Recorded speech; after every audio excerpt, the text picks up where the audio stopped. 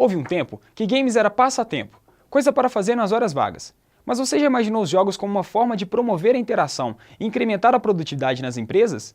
Esse novo olhar para os jogos é a gamification. Esse processo pode, inclusive, melhorar a economia e, por consequência, a vida nas cidades. É sobre isso que o Pedro foi conversar com um professor especialista no assunto. Valeu, Rafael. Estou em frente ao Fab Lab da Newton com Ronaldo Gazel, especialista em inovação e interatividade. Vamos falar sobre o tema gamification. Obrigado, Ronaldo. Eu que agradeço a oportunidade de estar aqui com vocês. Ronaldo, com a sua vasta experiência na área de gamification, como pode ser definida essa nova tecnologia em ascensão? Realmente a gamification é um conjunto de metodologias e práticas emergentes, né? Então, tem várias formas de você aplicar a gamification, vários contextos. Você pode pegar processos que já existem e tentar eliminar comportamentos indesejados ou estimular comportamentos que não existem, né? E a gamification ela é muito útil porque é o seguinte, pensa bem em jornada de usuário. O cidadão, a pessoa que vive numa cidade, a jornada de usuário desse mundo de atividades, né, de interação, né? A cidade é um mundo de interações, apesar de não ser a tela digital, interface de toque, ela é por si só um ambiente de interação, né? Então, se você pega, por exemplo, uma cidade, você vive nela normalmente a vida inteira, né? E o jogo ele é mestre em conseguir trabalhar essas jornadas, né? Porque a gamification, diferente dos outros processos gerenciais e digamos, administrativos e criativos do mundo, você tem aquela coisa do jogo. E qual que é essa característica do jogo? Quando você pega para jogar um game, seja ele um futebol, né, um jogo tradicional analógico, um jogo de cartas, ou mesmo um jogo digital em computador ou videogame, esse jogo ele é capaz, digamos assim, de te dar de fazer com que você se situe dentro daquelas atividades de uma forma em que você consiga focar nas atividades e ser estimulado. E quais os projetos sobre gamification você já teve a oportunidade de participar? A partir de 2010, eu tive, digamos assim, uma mudança muito radical na minha vida. Eu passei a ser um empreendedor e abri minha primeira empresa de jogos digitais que se chamava Gas Games.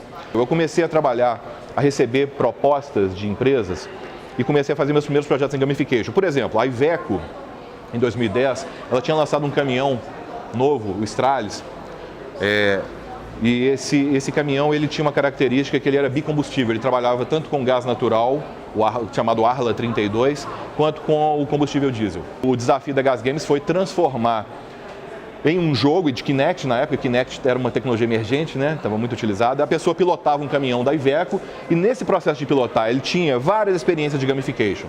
A primeira é ela coletar um certo número de moedas, né, que fazia parte do desafio e cada uma dessas moedas dava para ele uma dica de direção relativa àquele tipo de modelo. Ele tinha que parar em determinado momento no posto, ele tinha que simular o abastecimento, ou seja, eu já estou, através do jogo, indo muito além do entretenimento, né? Então, por isso que a gamification é isso, na verdade. Ela usa as mecânicas de jogo para ir além do entretenimento. Certo. E como esse termo se relaciona com o conceito de cidades inteligentes? Se você pensar em comunidades, a sala de aula é uma comunidade. Vai se expandindo para você ver. Aqui, o próprio campus é uma universidade, é uma comunidade, né? Se você pensar, uma cidade é uma comunidade.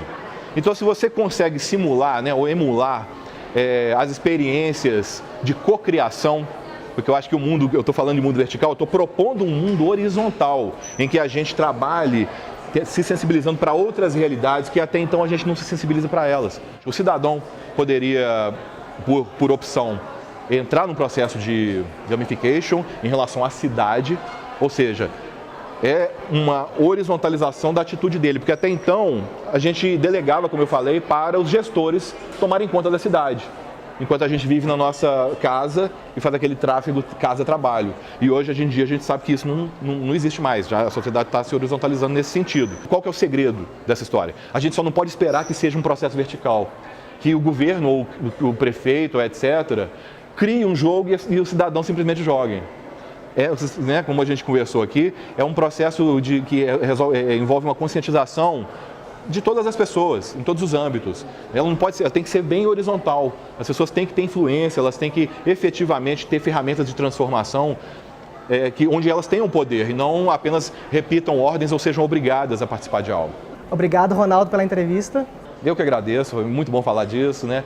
vislumbro aí um mundo melhor para a gente. Eu sou um otimista, eu acho que, como eu falei, os nossos pais, nossos avós, eles viviam no mundo vertical, mas a gente está na mão com tanta tecnologia, a gente está aprendendo a se organizar, a co-criar. Então eu acredito muito nas cidades inteligentes que a gente vai viver e nossos filhos e netos vão poder aproveitar ainda mais isso que a gente está fazendo agora.